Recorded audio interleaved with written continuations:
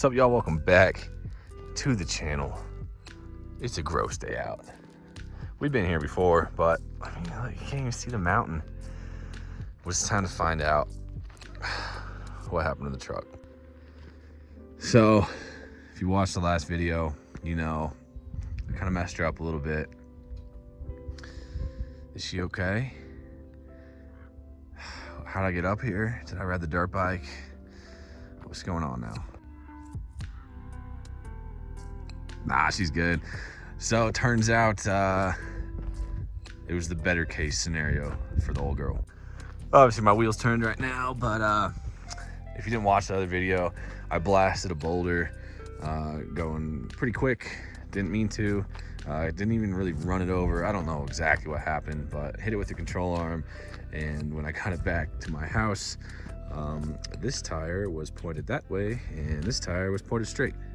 So I took it down to the shop and let's take a gander here. Before we get to it though, like I said in the other video, I did adjust the tie rod and try and do a little kind of pseudo alignment at my house before taking it down, and let's see how good I did. So luckily all it took was an alignment, and let's take a look at the readout. So this is before, this is when I took it down. I kind of just blasted the toe angle. We see I adjusted it. I mean, the threshold is 0.03. It was at 0.07. Obviously, I kind of screwed it up pretty bad there. But that number is actually way better than I anticipated. And I was still barely within spec on the camber there. But you see, barely within spec on the camber caster. The left front is a little bit better, but it wasn't great. And then obviously the toe angle, that was the big one. The total toe and the individual toe was pretty messed up.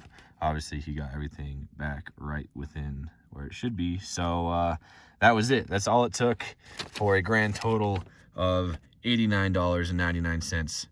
So to answer the question, it cost me $100 to fix the truck, which is pretty freaking awesome. So if we take a look here underneath the truck, oh yeah, down in the dirt, we can see that this angle, oh god, this adjustment has been returned to normal.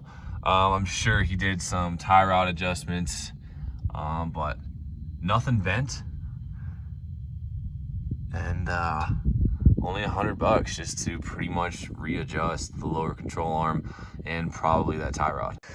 So as much as I love laying in the dirt underneath the truck, I don't.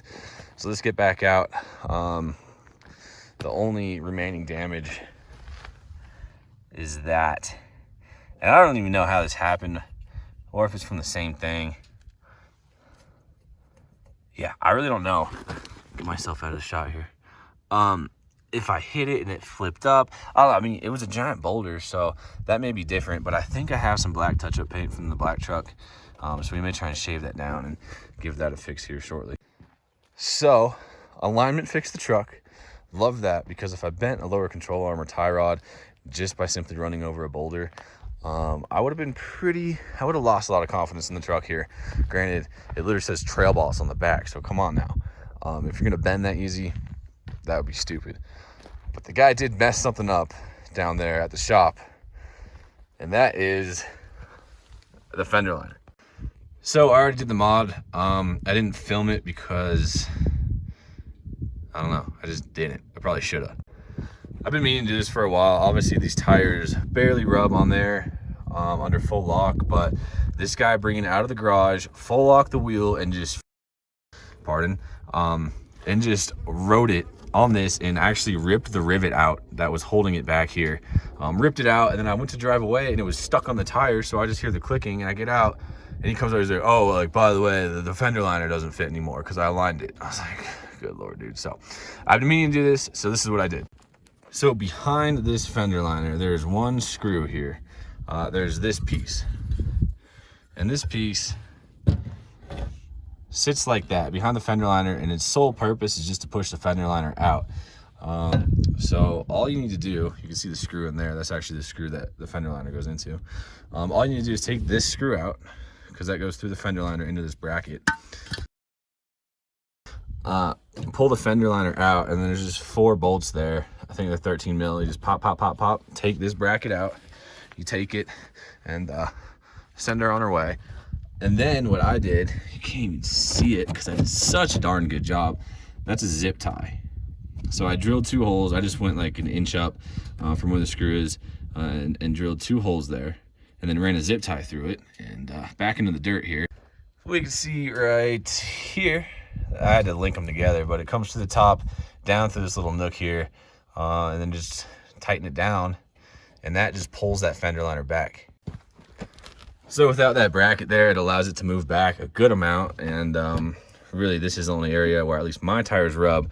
There is another one back in here, but it's welded to the frame, but I don't hit there. So now that that's pulled out of the way, no more rubbing on the fender liner.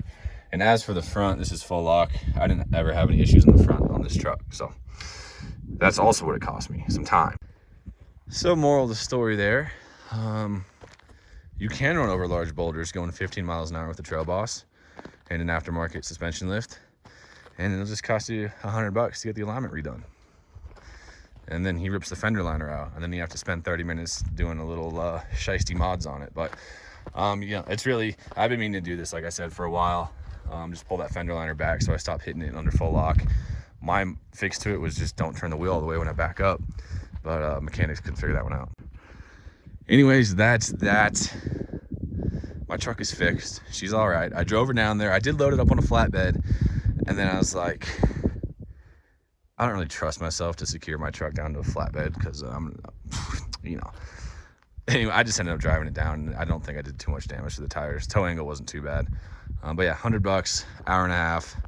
We'll call it 2 hours because I had to fix the fender liner, but she's all good to go. No problem. She's a beast. Oh yeah, by the way, I made an Instagram a while ago, but I forgot to, promote it. So Limited Slip Automotive on Instagram, same thing as a YouTube.